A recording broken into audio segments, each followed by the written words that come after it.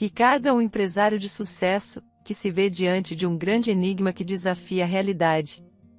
Ao receber uma carta de sua falecida noiva, Carla, 3 anos após sua morte, coloca Ricardo em uma jornada de descobertas, onde o amor perdido ressoa através do tempo, desafiando a lógica e a razão.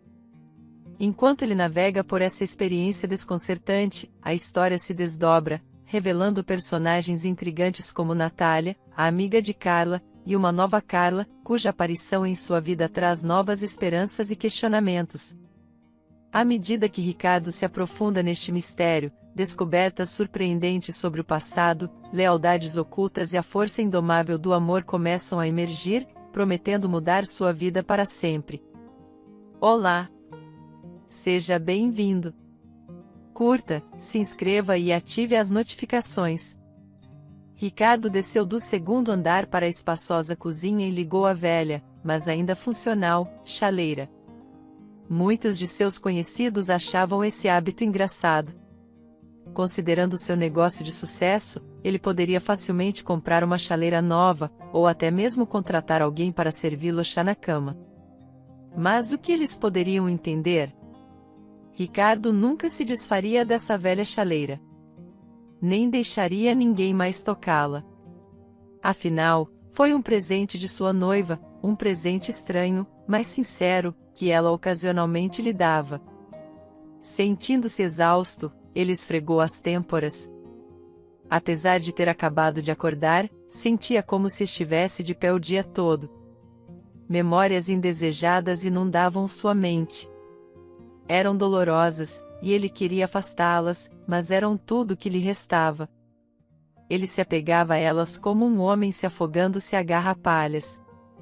Mas por que eu precisaria de uma chaleira nova? Ele perguntou de mau humor naquela época. A velha ainda funciona. Se algo acontecer, comprarei uma nova eu mesmo. Carla, você não precisa me dar nada. Sua velha não funciona muito bem, parece-me, ela respondeu com uma risada. Além disso, está muito mais bonita. E sobre presentes, claro, não preciso, mas quero. Sempre foi assim. Ela lhe dava itens práticos, deixando-se perguntar por quê. Ela estava envergonhada pela disparidade de renda? Ou não queria parecer materialista? No entanto, Ricardo nunca alimentaria tais pensamentos, pois via claramente o amor genuíno de Carla por ele. Poderoso e sincero, assim como ele amava. Ele também lhe dava presentes, principalmente joias caras.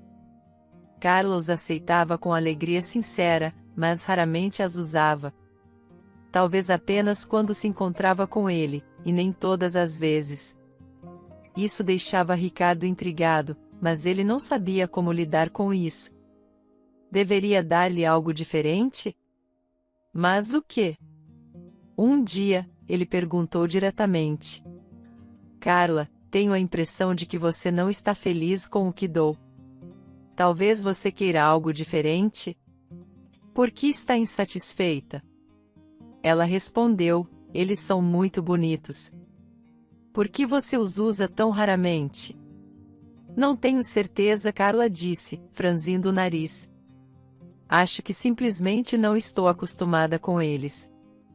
Você vai ter que se acostumar, Ricardo disse com um sorriso.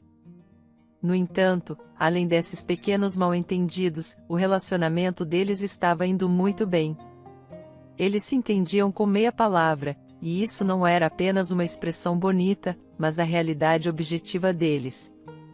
Às vezes, um único olhar era tudo o que precisavam para compreender os pensamentos um do outro.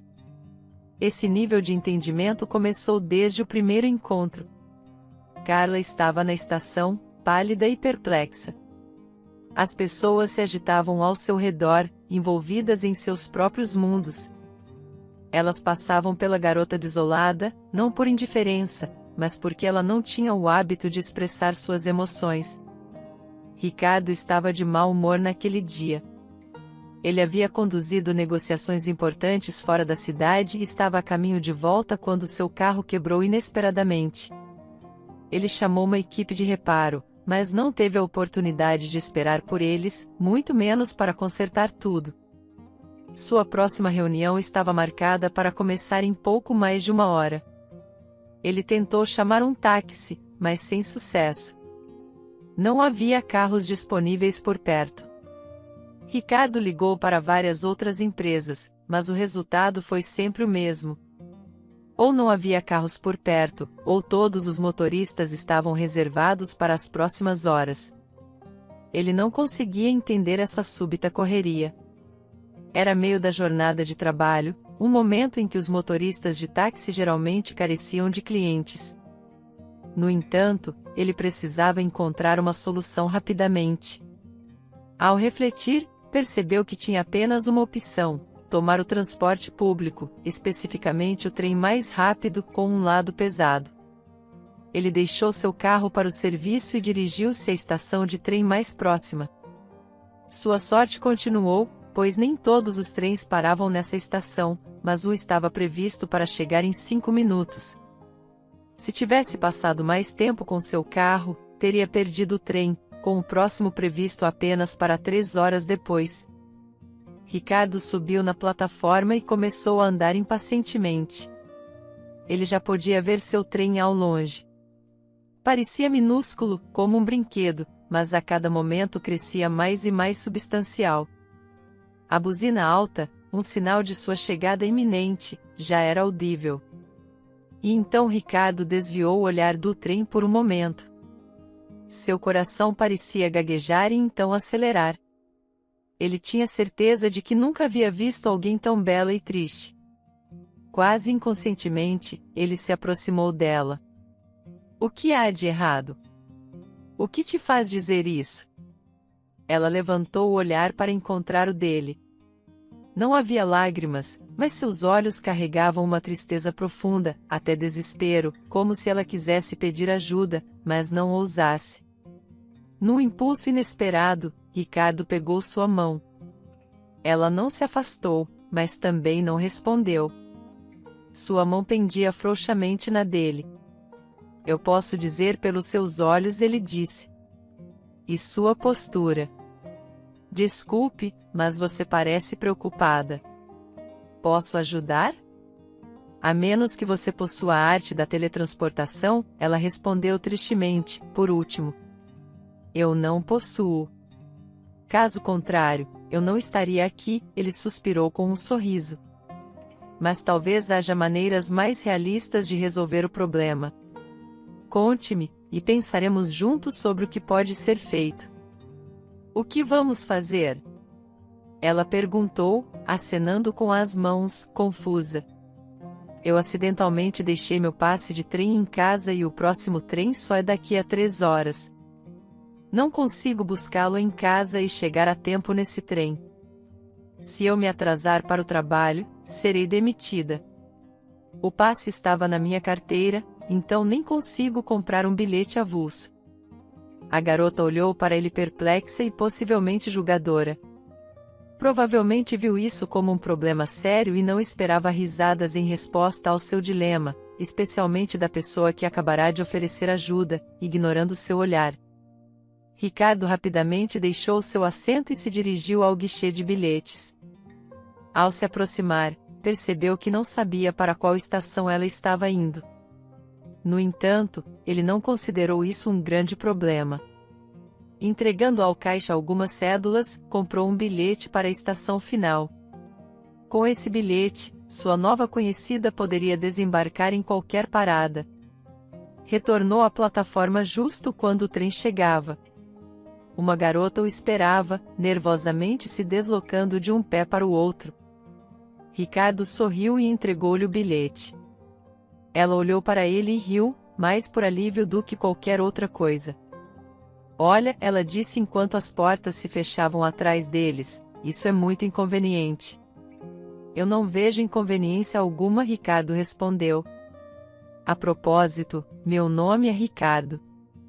Qual é o seu? Harley, ela respondeu, soando um tanto robótica. Escuta, Ricardo, me dê seu número de telefone. Eu vou te pagar pelo bilhete. Isso é uma desculpa esperta para conseguir meu número, ele riu. Isso é novidade para mim, geralmente sou eu quem precisa de um incentivo para conseguir o número de telefone de uma garota. E quantos desses números você tem? Ou você os vende imediatamente? Carla brincou. Ricardo olhou para ela confuso antes de entender a piada e rir alto. Qualquer tensão restante entre eles dissipou-se imediatamente. O resto do caminho eles conversaram alegremente sobre tudo no mundo. No entanto, como se viu, Carla desceu apenas algumas estações depois. Ela insistiu em trocar seus números para pagar-lhe pelo bilhete.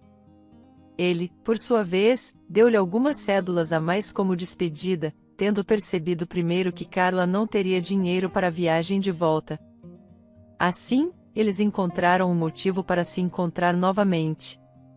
O empresário estava atrasado para sua reunião, mas não mais via isso como uma tragédia, como algumas horas antes. Seus parceiros entenderam a situação e concordaram em remarcar as negociações para o dia seguinte. Afinal, todo mundo tem uma pane no carro no momento mais inconveniente. Mas essa não era a principal preocupação de Ricardo. A mente de Ricardo estava ocupada com sua nova conhecida. Ele podia facilmente visualizar suas delicadas feições faciais, mãos esguias e sorriso brilhante.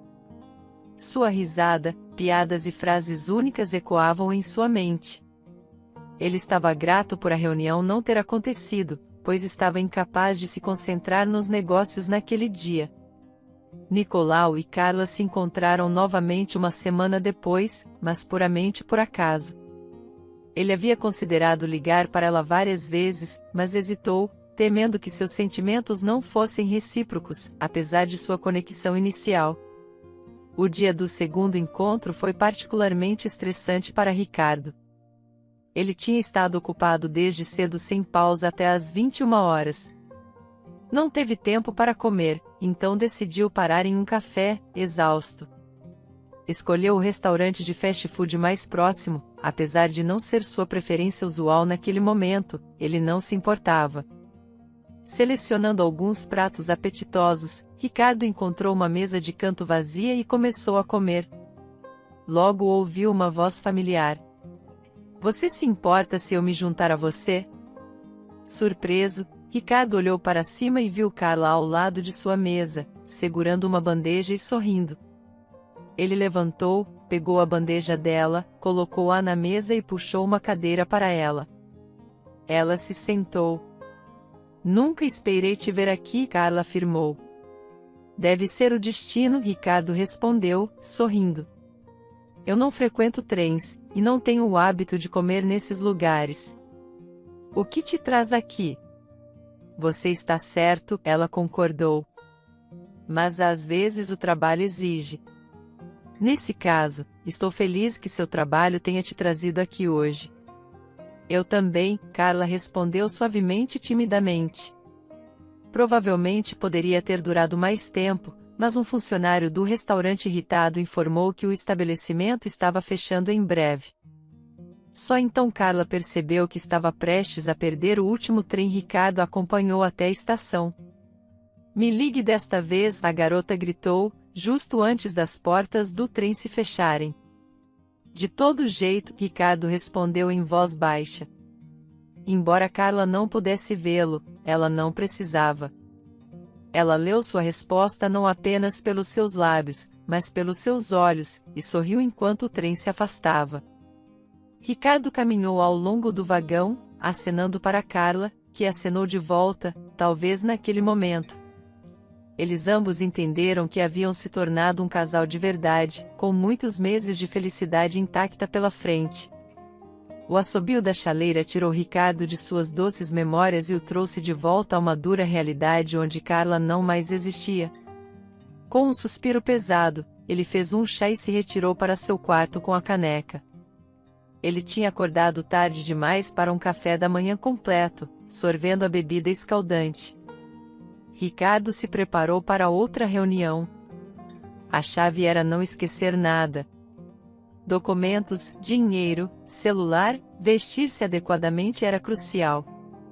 Ultimamente, ele havia se tornado esquecido, frequentemente deixando para trás sua gravata ou camisa depois de confirmar que tinha tudo.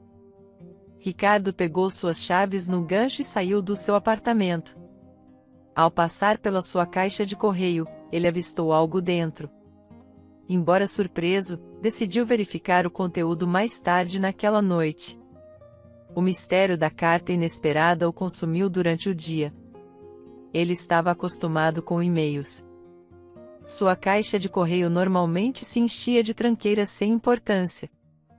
No entanto, o envelope que ele viu naquela manhã parecia ser uma carta de papel apropriada, deixando-o curioso sobre o remetente. Naquele dia, Ricardo lutou para se concentrar no trabalho. Suas preocupações usuais sobre reuniões com parceiros, tarefas rotineiras e estratégias de desenvolvimento de negócios foram ofuscadas por pensamentos sobre o envelope misterioso. Quando voltou para casa, Ricardo foi direto para a caixa de correio. Ao abrir a gaveta com uma chave, Ricardo ficou surpreso e um tanto temeroso ao ver suas mãos tremendo. Depois de finalmente conseguir destrancá-la, ele retirou um grosso envelope branco. Ele ficou completamente atônito ao ver a assinatura, do seu tigre favorito, de uma panda. Como isso poderia ser? Ele passou alguns segundos olhando para a inscrição, incapaz de desviar o olhar. Ele já havia visto a caligrafia de Carla. Talvez fosse mais fácil para ele. No entanto, eles só haviam se correspondido por mensagens de texto. O que estava claro para ele era que só ela poderia conhecer os apelidos carinhosos que usavam um com o outro. Algo recuperando-se do choque, Ricardo, ignorando qualquer pretensão de compostura, correu para a sala onde a zeladora estava sentada. A idosa olhou para ele com leve confusão. Ele mostrou a ela o envelope, ofegante, perguntou: "Você por acaso viu exatamente quem o trouxe?" "Suponho que tenha sido o carteiro", respondeu a mulher, indiferente. "Não pode ser. Não há selos, nem mesmo um endereço." "Mas como eu deveria saber?" A zeladora respondeu com um toque de irritação na voz. "E você não está aqui?" Ricardo explodiu, para saber quem e por que alguém entra no prédio. "Você acha que não sou humano ou algo do tipo?" A mulher indignada retrucou. "Não tenho direito de comer ou usar o banheiro. Se alguém entrou no prédio, deve ter tido as chaves ou sabido o código. Deve ser deles. Não fique tão excitado com a segurança assim. Estranhos poderiam ter feito o que quisessem." Ricardo bufou e saiu, tendo a última palavra. Enquanto subia pelo elevador, ele sentiu ressentimento. Esse sentimento o sobrecarregou tanto que ele temporariamente se esqueceu do envelope. O prédio era suposto ser de elite, com apartamentos de 2 andares. Mas, em vez de guardas de segurança profissionais, havia uma aposentada no conselho que estava negligenciando seus deveres. Mas esse sentimento de ressentimento durou apenas até seus olhos caírem novamente sobre a inscrição. Seu coração ansiava, desejando acreditar que de fato foi escrita por Carla, embora sua mente protestasse que era impossível. Ricardo não conseguiu encontrar nenhuma outra pista, não importa o quanto meticulosamente examinou o envelope. Ele estava com muito medo de abri-lo. Ele se lembrou vividamente do dia em que voltou de uma longa viagem de negócios no exterior. Ricardo estava entusiasmado, ansioso para compartilhar sua felicidade com Carla. O negócio que motivou sua viagem havia sido mais bem-sucedido do que ele esperava. Seus meses longe de casa não foram em vão. No entanto, seu único desejo naquele momento era ver sua namorada o mais rápido possível. Não, sua noiva, para ser preciso. Ele havia pedido em casamento justamente antes de partir, e o casamento deles estava para acontecer logo após seu retorno. Sem nem mesmo passar pelo seu apartamento para trocar de roupa e tomar um banho, ele foi direto para a vila onde Carla morava. Ricardo bateu na porta dela por um tempo, mas não recebeu resposta, o que o surpreendeu. Normalmente, nesta hora, Carla estaria em casa. No entanto, ele não viu razão para se preocupar. Talvez ela tivesse ido à loja ou estivesse ocupada em outro lugar. Relutantemente, ele pegou seu celular porque tinha esperado surpreendê-la aparecendo sem avisar.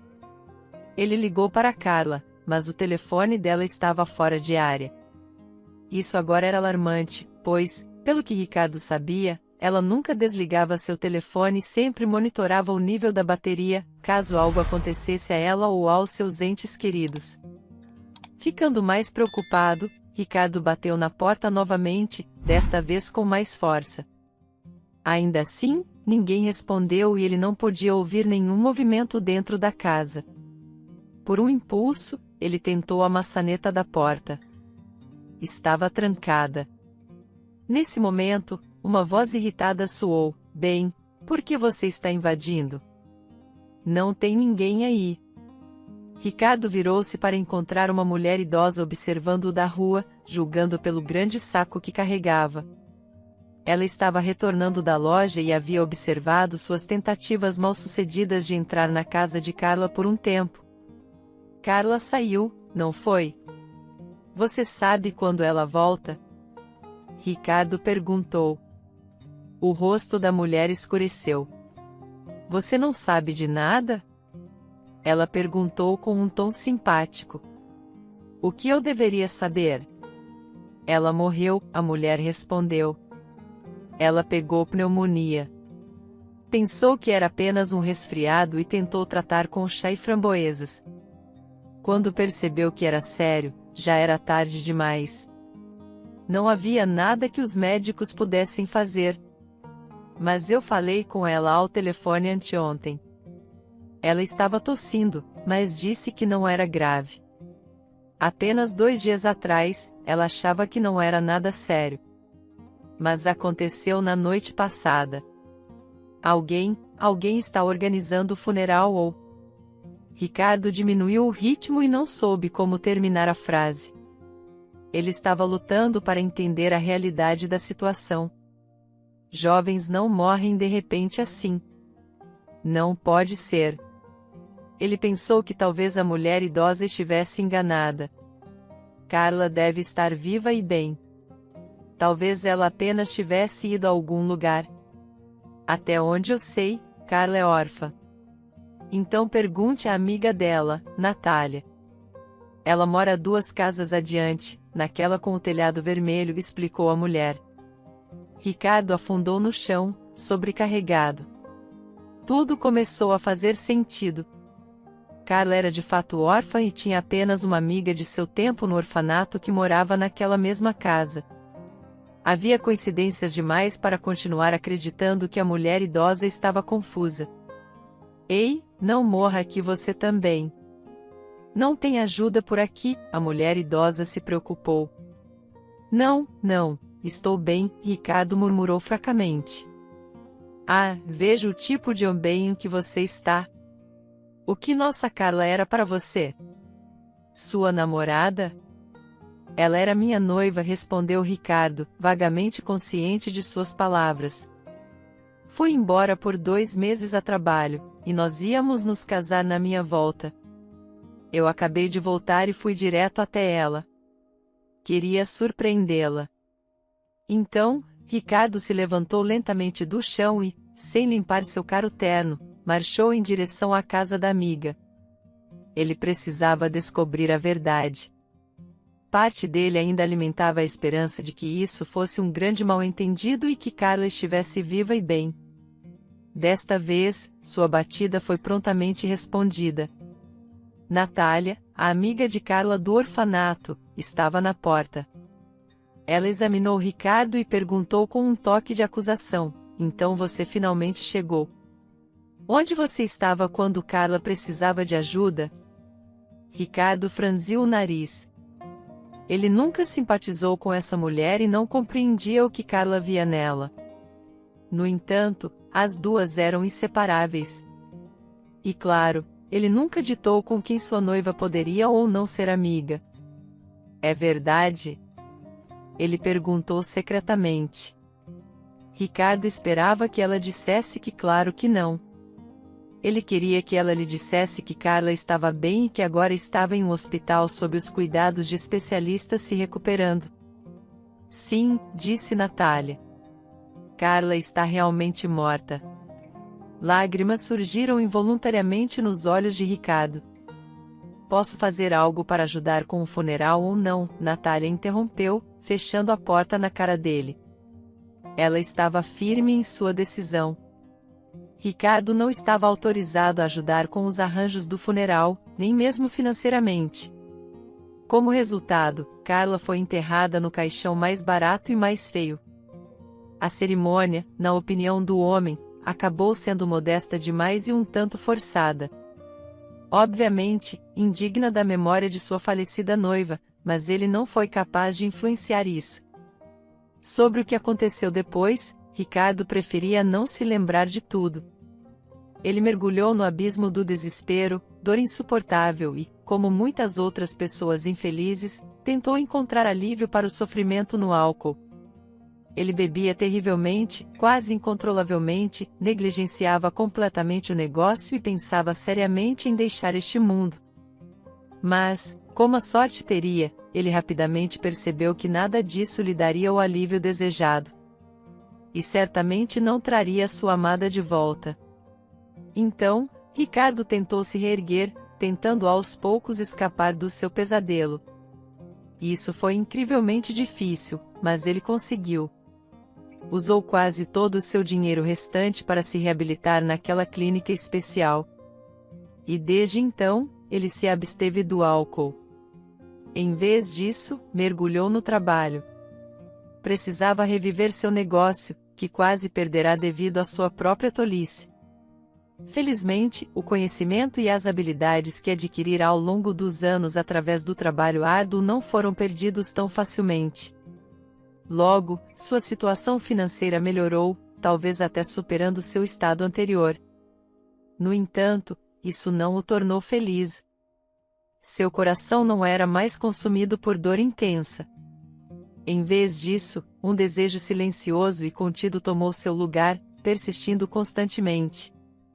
Agora ele segurava uma carta em suas mãos que só poderia ter sido escrita por ela. Sua falecida amada, ninguém mais além dos dois sabia os apelidos carinhosos que usavam para se chamar. Isso fez ter medo incrível de abrir o envelope.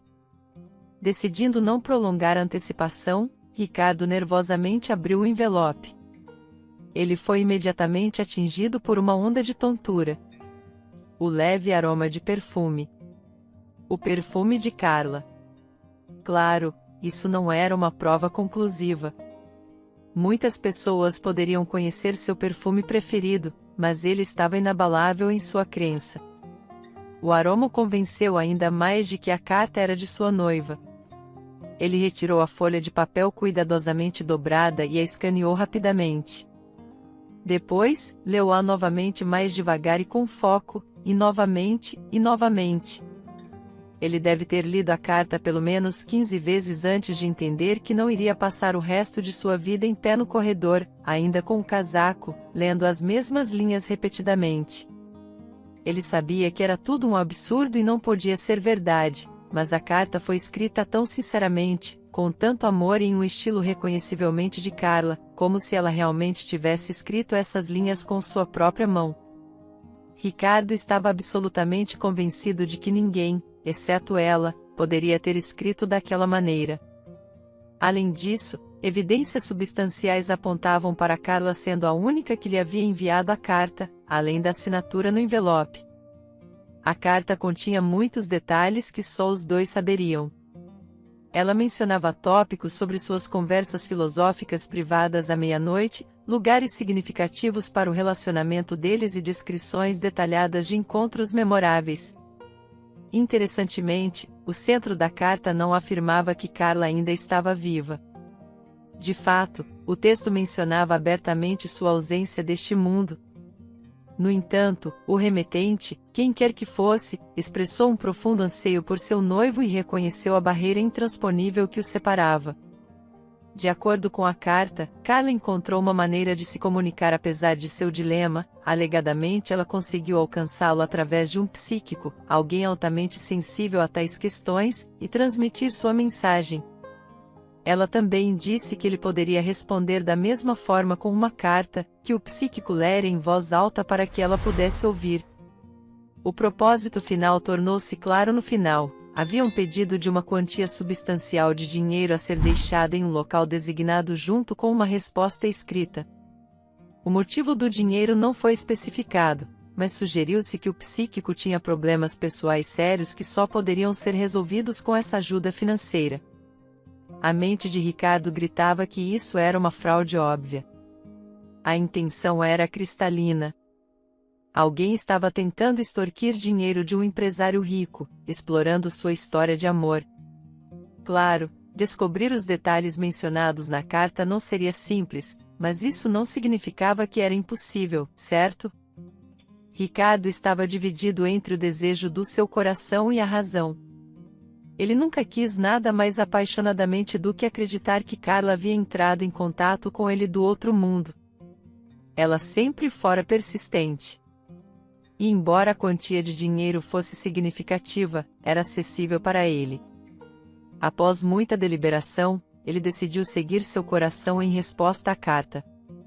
Ricardo escreveu uma mensagem sincera para sua amada, não se importando com a ideia de um estranho lê-la. Ele incluiu o dinheiro solicitado e o deixou no local acordado, no entanto, incluiu um pouco de truque, sugerido por seu lado racional. Em sua carta, ele fez várias perguntas profundamente pessoais e, em certas partes, declarou intencionalmente os fatos de forma errada. Detalhes sobre seus encontros, tópicos de conversa ou quem defendeu qual posição em um argumento. Embora isso não pudesse confirmar a identidade do autor, poderia potencialmente desmenti-la. Ricardo começou a visitar o local de entrega designado regularmente. Após alguns dias, o envelope com a carta e o dinheiro desapareceu. Ele estava confiante de que o envelope havia chegado ao destinatário pretendido, dada a obscuridade do local. Ricardo aguardava ansiosamente por uma resposta à sua carta. Ele considerou a possibilidade de que, após receber o pagamento, o psíquico autoproclamado pudesse desaparecer. No entanto, ele também não podia descartar a chance de seu retorno, o que secretamente esperava, independentemente de ser uma fraude. Ele apenas queria continuar recebendo as cartas esperançosas. Levou pelo menos um mês antes da próxima mensagem chegar. Ricardo começou a pensar que talvez nada mais acontecesse. Talvez o artista da fraude tivesse alcançado seu objetivo e visse nenhum motivo para arriscar mais, ou talvez seu truque com as perguntas na carta tivesse funcionado. No entanto, um dia ele encontrou outro envelope em sua caixa de correio, notavelmente semelhante ao anterior. Como antes, a zeladora afirmou não ter visto ou ouvido nada, mas agora isso não irritava Ricardo tanto. Ele estava mais ansioso para mergulhar na leitura da carta. A carta não o decepcionou. Carla confirmou que o dinheiro havia sido recebido e agradeceu calorosamente por enviá-lo.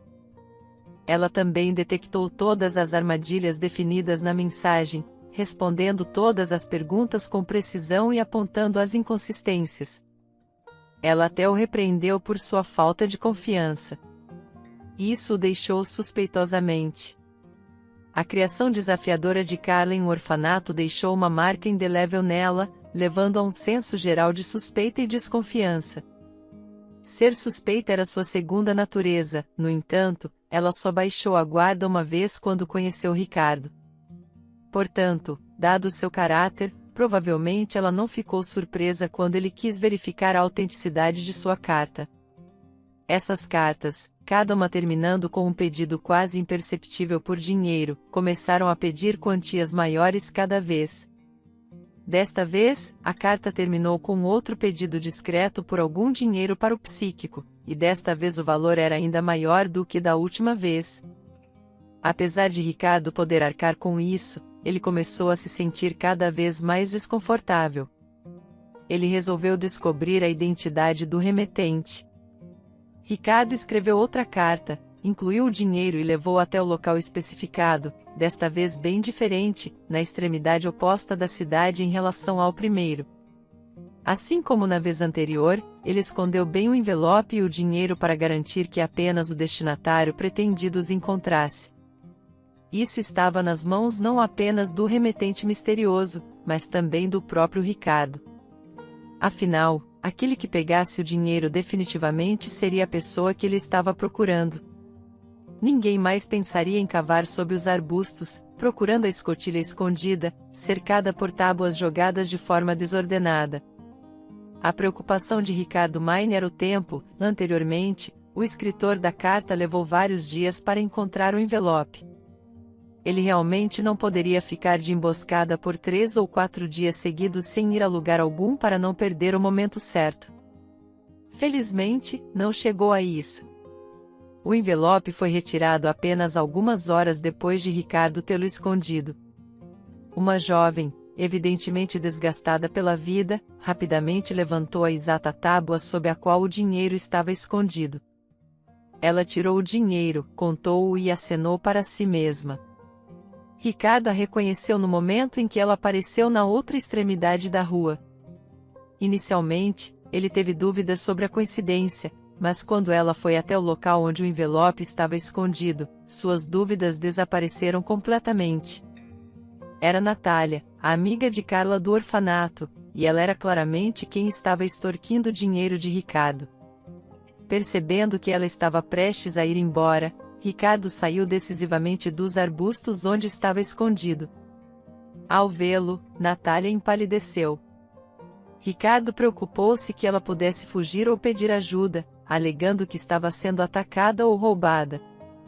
Seria difícil explicar aos transeuntes o que realmente estava acontecendo. Mas Natália, seja por medo ou surpresa, parecia estar enraizada no lugar, observando enquanto o homem que ela tentava enganar se aproximava dela. Por que toda essa farsa com as cartas? Ele perguntou diretamente. Ricardo, que surpresa, não esperava te ver. Natália fingiu inocência. Apenas decidi dar um passeio. Natália, pare de jogar, o homem respondeu cansado. Ambos sabemos que você escreveu para mim, fingindo ser Carla e pediu dinheiro. É uma atitude baixa, mas talvez perdoável, dependendo do motivo. Não sei do que você está falando, Natália respondeu inocentemente, ainda segurando o envelope com a carta atrás das costas. Bem, se você não quer falar comigo, pode falar com a polícia.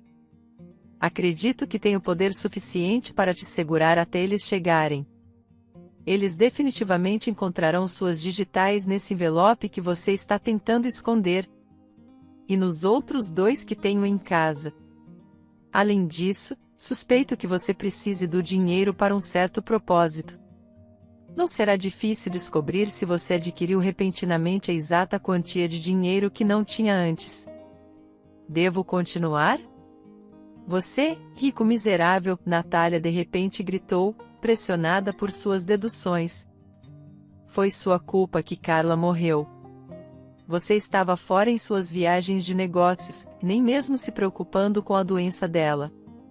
Se você estivesse com ela naquele momento, poderia tê-la levado ao hospital. E você achou que seria adequado me punir com dinheiro pela morte da minha amada mulher? Ele perguntou friamente. As palavras de Natália o atingiram fortemente. Ele frequentemente contemplava seu papel nos eventos e se culpava pelo que havia acontecido.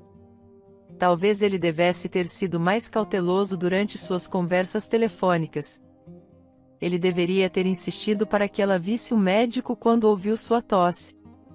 Ou ele poderia ter encurtado sua viagem de negócios e corrido para ver Carla. E decidi que, já que você fez parte da perda de um dos meus entes queridos, você poderia pelo menos ajudar a prevenir outra. O tom de Natália suavizou, soando quase piedoso. De que maneira? Ele perguntou.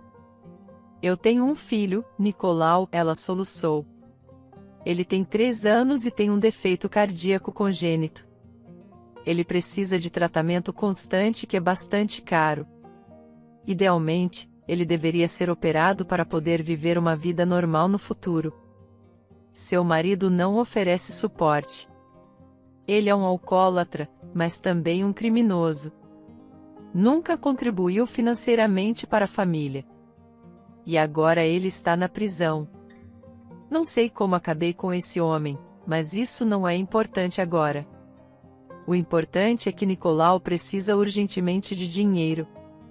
Foi então que pensei em você. Carla compartilhou muitos detalhes pessoais sobre você comigo. Por favor, apenas tente entender o desespero de uma mãe prestes a perder seu único filho. Peço desculpas se minhas ações te chatearam. Posso entender seu desespero, Ricardo suspirou. O que não entendo é essa farsa com cartas escritas em nome de uma pessoa falecida. Apesar de nossas diferenças, você poderia ter se aproximado de mim diretamente. Como eu poderia negar ajudar uma criança doente, especialmente sabendo o quanto ele significava para Carla? Não sei o que me deu, Natália admitiu, tirando a mão de trás das costas para revelar um envelope cheio de dinheiro. Tome isto. Eu reembolsarei o dinheiro que já gastei, mesmo que em pequenas parcelas. Por favor, não vá à polícia. Entendo se você for, mas estou implorando, não por mim, mas por Nicolau. O que ele vai fazer sem mim? Não é necessário. Ricardo rejeitou a mão dela com o envelope. Pegue o dinheiro e use-o para sustentar seu filho. Diga-me, quanto dinheiro você precisa no total para a cirurgia? Reabilitação e o que mais houver. Eu vou encontrar. Vamos salvar seu menino. Natália queria dizer algo, mas um nó se formou em sua garganta. Ela chorou e se jogou no pescoço de Ricardo. Pego de surpresa, ele colocou um braço ao redor dela de forma desajeitada, inseguro sobre como reagir. Eventualmente, ela se acalmou e se afastou dele. Como prometido, Ricardo cobriu todos os custos associados ao tratamento de Nicolau, embora tivesse que cortar certas coisas. Era gerenciável para ele e sua gratidão era imensurável. No entanto, Ricardo manteve uma distância educada e, com o tempo, a comunicação deles diminuiu. Eles haviam salvado Nicolau, mas não tinham outros interesses em comum. Esta história, claro, não aumentou os sentimentos calorosos de Ricardo por Natália em seu coração. E a mulher, percebendo sua culpa, tentou não se impor. Ricardo continuou a viver sua vida monótona e sem cor após a morte de Carla. Um milagre não havia acontecido. Ele havia perdido toda a esperança, apesar de salvar uma criança inocente. Ele não se sentia feliz ou orgulhoso. Meses se passaram sem nenhuma mudança significativa na vida de Ricardo. Ele começou a sentir que estava voltando para a mesma rotina sombria da qual tentava escapar por tanto tempo. Ele até comprou uma garrafa de álcool forte, mas até agora havia conseguido resistir a abri-la. No entanto, ele não sabia quanto tempo essa restrição duraria, mas logo a vida mostrou que sua restrição não durou muito. Um dia, ele se encontrou sentado na cozinha, olhando para a chaleira que Carla havia dado a ele. Ele se levantou, pegou a garrafa do armário da cozinha e decidiu despejar um pouco em um copo, justo quando estava prestes a beber. Ele ouviu um estranho barulho na porta, seguido por uma batida forte. Ele teve que se levantar e atender. "Quem está aí?" ele perguntou. "Serviço de gás", responderam do outro lado da porta. "Há um vazamento em algum lugar no seu prédio. Estamos verificando todos os apartamentos." Ricardo suspirou. Mais de uma vez, ele se arrependeu de escolher um apartamento em um prédio que ainda usava gás, enfrentando constantemente problemas com isso. Esta não era sua primeira vez nessa situação, então ele abriu a porta sem suspeitar de qualquer má intenção. Sua recordação dos eventos subsequentes era nebulosa. Atrás da porta estavam 5 ou 6 homens com uma aparência distintamente criminosa. Algo brilhou na mão do mais próximo, seguido por uma dor aguda no estômago de Ricardo, fazendo-o desabar no chão, quase desmaiando. Pisando sobre ele, os estranhos entraram na casa. Eles dificilmente passaram mais de 10 minutos lá, o que pareceu uma eternidade para Ricardo. Depois de pegar todas as coisas valiosas que puderam carregar, eles se aproximaram dele novamente. Ricardo sentiu outro ataque de dor. Alguém deve ter chutado ele com uma bota pesada. Ele não sabia de onde encontrou a força para cerrar os dentes e permanecer em silêncio. A única coisa clara para ele era que seu silêncio era a chave para sua sobrevivência. Ele precisava que os bandidos pensassem que ele estava morto. E então, um pensamento súbito ocorreu na mente de Ricardo. Apenas 15 minutos antes, ele era indiferente sobre sua própria vida. Ele pensou que queria morrer, mas agora ele percebeu com clareza. Não, eu não estou pronto para isso. E se agarrou desesperadamente à vida. Acho que ele está morto, uma voz rouca disse acima dele. Ótimo. Vamos sair daqui, respondeu a segunda voz, que pertencia a alguém que se referia a si mesmo como o homem do gás. Eles saíram. Enquanto isso, Ricardo ficou no chão, contemplando seu próximo passo. Inseguro de quanto tempo havia passado desde que foi ferido. Ele sabia que tinha que alcançar um telefone e chamar uma ambulância. À medida que perdia a consciência várias vezes, tentou fazer sentido de sua realidade fragmentada. Ele rastejou. Quando acordou, estava em um hospital. Seu estômago doía, mas no geral ele se sentia muito melhor do que quando estava lutando para alcançar o telefone. Seu esforço deve ter sido bem-sucedido, considerando que ele ainda estava vivo. O homem tentou se levantar no beliche para ter uma visão melhor, mas foi imediatamente recebido com uma dor aguda e penetrante. Não se mova, uma voz masculina tranquila ordenou. Você sobreviveu a uma cirurgia importante. Sua vida não está mais em perigo, mas você precisa de tempo para se recuperar. Por favor, sem movimentos bruscos. Isso facilitará muito nosso trabalho. A visão de Ricardo clareou à medida que a névoa dolorosa se dissipava. Ele notou um homem de jaleco branco parado na porta, provavelmente um médico. Eu chamei a ambulância? Ele perguntou, lutando para mover a língua. Sim, o médico respondeu. Felizmente, você foi forte o suficiente para fazer isso antes de perder a consciência. Acho que perdi a consciência antes, Ricardo admitiu fracamente. Não me lembro de fazer a ligação. Isso não é surpreendente, dada a sua condição, disse o médico. Mas as circunstâncias deste caso são bastante incomuns. E o que você quer dizer? Veja, algo peculiar aconteceu. Algumas horas depois de você ser admitido, chegou um homem. Ele parecia um gangster. Do tipo que você pode identificar apenas pela aparência.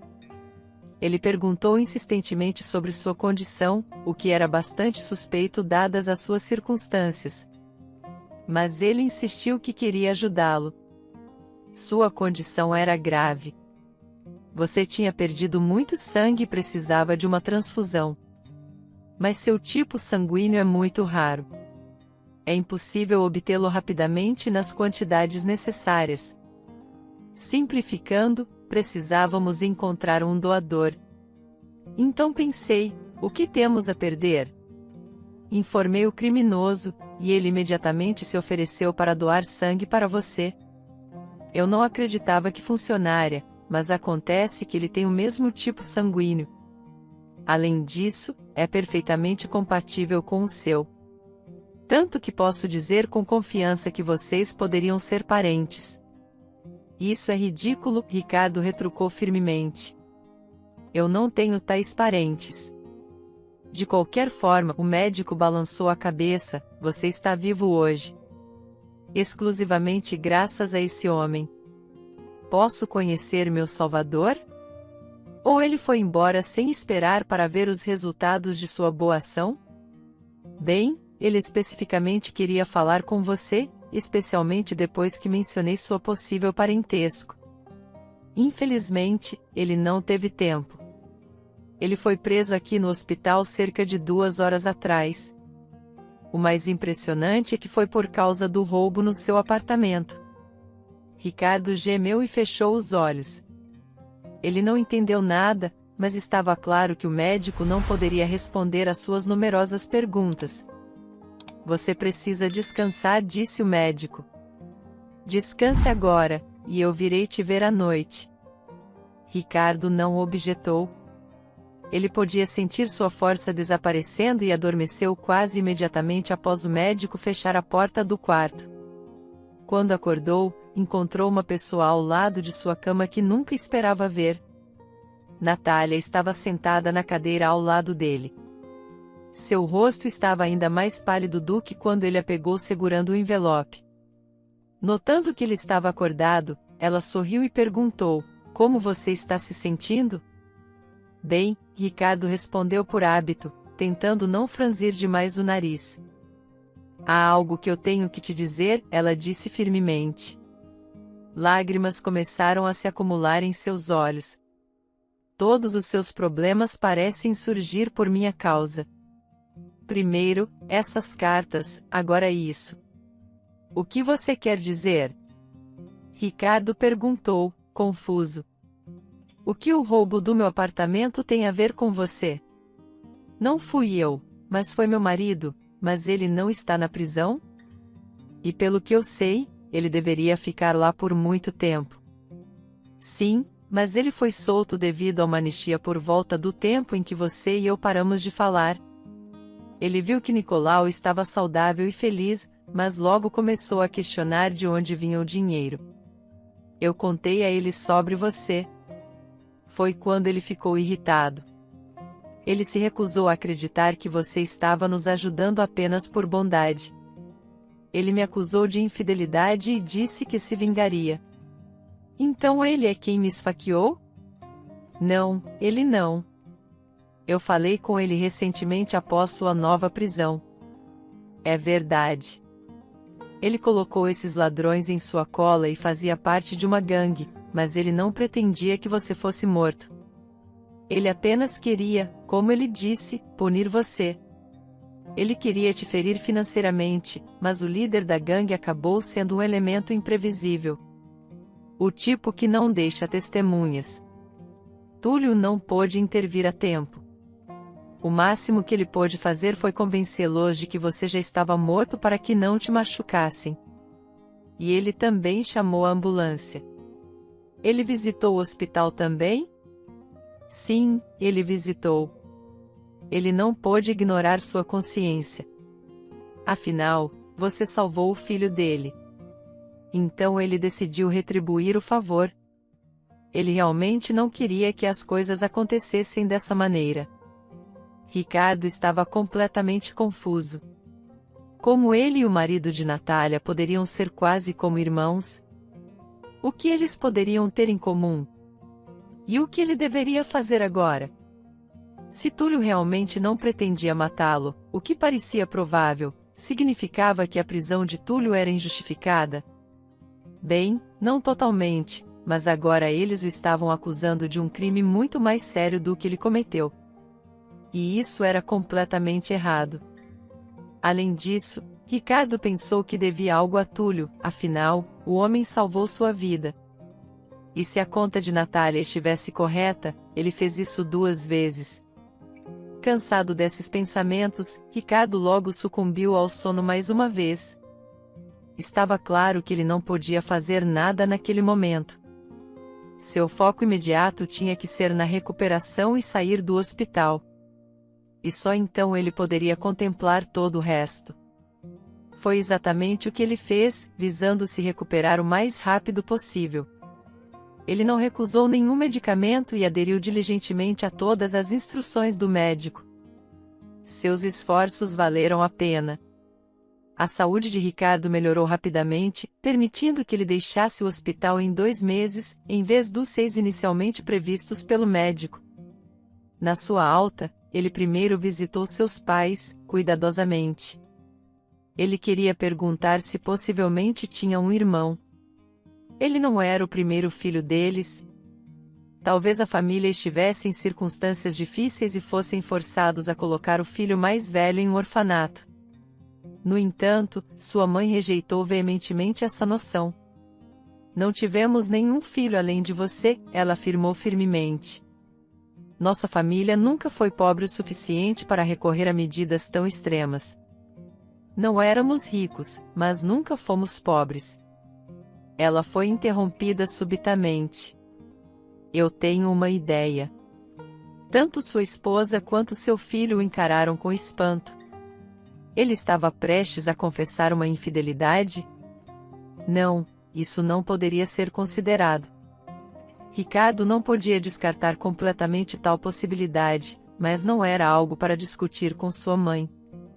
Há muito tempo, antes mesmo de conhecer sua mãe, eu tive uma noiva, continuou o pai.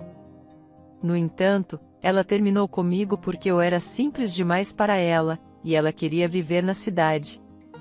Quem sabe? Ela pode ter me deixado estando grávida. Não sei se isso pode ser verdade, mas não tenho outros palpites. Isso era tudo que Ricardo precisava saber. A história parecia crível, se era verdadeira ou não, poderia ser resolvido mais tarde. Por agora, sua prioridade era resgatar seu Túlio do apuro. Ricardo acreditava que Túlio não havia agido por malícia, mas por tolice. E a vida tinha sido dura para ele. Ricardo contratou um advogado bem conhecido para Túlio, e valeu a pena. Túlio confessou seu envolvimento no roubo recente.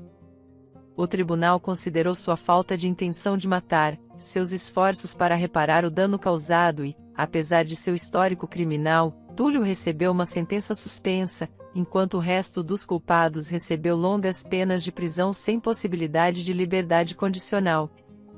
Ricardo ficou satisfeito com o resultado. Quando saíram do tribunal, Ricardo disse a Túlio: pare de fazer bobagens. Você tem uma esposa que te ama apesar de tudo e um filho que precisa de um pai presente, não um que está sempre em apuros. Você está certo, mano. Mas que outra vida eu conheço? Onde eu iria? Um zelador? Um carregador? Como eu poderia sustentar minha família com esse salário? Isso se eles me contratarem, considerando meu passado. Você será meu assistente. Meu negócio está expandindo, e está se tornando cada vez mais difícil gerenciá-lo sozinho a cada ano. Eu não tive oportunidade de procurar um parceiro confiável. Mas lembre-se, eu estarei de olho, se você voltar aos seus velhos caminhos, eu não vou ajudar você novamente.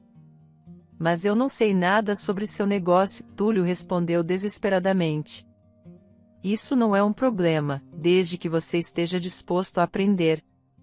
Eu pagarei pelos seus cursos, e eu mesmo vou te ensinar. Certo. Concordado, Túlio, eu prometo, sem mais crimes. Sua promessa pode ter soado excessivamente dramática, mas Túlio manteve sua palavra. Ele estudou diligentemente. Seguiu o conselho de Ricardo e logo se envolveu profundamente nas operações da empresa.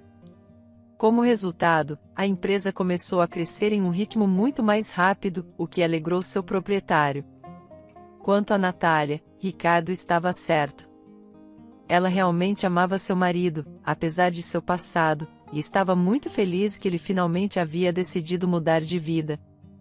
Logo, eles se mudaram para um apartamento maior e matricularam Nicolau em um bom jardim de infância. Sua família, tendo superado todos os obstáculos, tornou-se forte e feliz. Uma vez, eles visitaram a mãe de Túlio, e ela revelou que o pai de Ricardo estava certo em suas suposições. Sim, eu fui tola e ingênua. Fui seduzida pelo brilho artificial da cidade. A vida me puniu, e eu percebi que nem tudo que reluz é ouro. Me perdoe, filho. Eu entendo, Túlio respondeu. De qualquer forma, você me deu tudo que podia. Você sempre será minha mãe amada. Isso não muda nada. Ricardo estava feliz por seu irmão, mas um pouco invejoso. Ele mesmo não tinha família nem filhos próprios. Apenas a memória de uma noiva falecida. No entanto, ultimamente, ele começou a seguir em frente. Ele sentia que, embora ainda tivesse uma afeição terna e triste por Carla, estava pronto para um novo relacionamento. Mas com quem? Ele não teve muito tempo para ponderar isso. Ricardo estava absorto nos negócios, que exigiam mais de sua atenção à medida que crescia. Ele e seu meio-irmão decidiram abrir uma nova filial, e ele estava agora ocupado buscando funcionários adequados. Ricardo escolheu a dedo cada nova contratação, desde gerentes de topo até a equipe de limpeza. No entanto, ele enfrentou problemas significativos quando se tratava de contratar um limpador. Ricardo entendia que a posição não era prestigiada, mas não antecipava a absoluta falta de interesse nela. Apesar de oferecer um salário decente para o cargo, apenas uma candidata se aplicou durante os 2 meses de vaga. Ela era uma garota de uma família disfuncional, sem educação ou aspirações. E estava muito feliz por conseguir este emprego. Aparentemente, ela já havia perdido a esperança de encontrar alguma maneira de ganhar dinheiro por si mesma. E aqui estava uma sorte inesperada. Ricardo sentiu-se um pouco culpado porque inicialmente sentiu algum tipo de preconceito contra ela. O que mais o estressava era que o nome da nova limpeza era o mesmo da sua falecida noiva. Um dia, no meio do expediente, essa limpeza entrou em seu escritório parecendo angustiada. "Desculpe interromper, mas é urgente", ela declarou confiantemente. "Entre, por favor. Acredite em mim, mas seu negócio está em risco." Eu ouvi os gerentes conversando. Eu prometo que não estava bisbilhotando intencionalmente. É só que, bem, as pessoas muitas vezes ignoram os limpadores. Eles estão tentando tirar seu negócio de você. Eles estão usando suas negociações futuras com o cliente-chave. Não sei muito sobre negócios, mas assim que percebi que algo estava errado, comecei a gravar. Eu vou te enviar a gravação pelo Messenger. Por favor, ouça assim que puder. Dizendo isso, ela saiu do escritório de forma apressada, pegando seu telefone pelo caminho.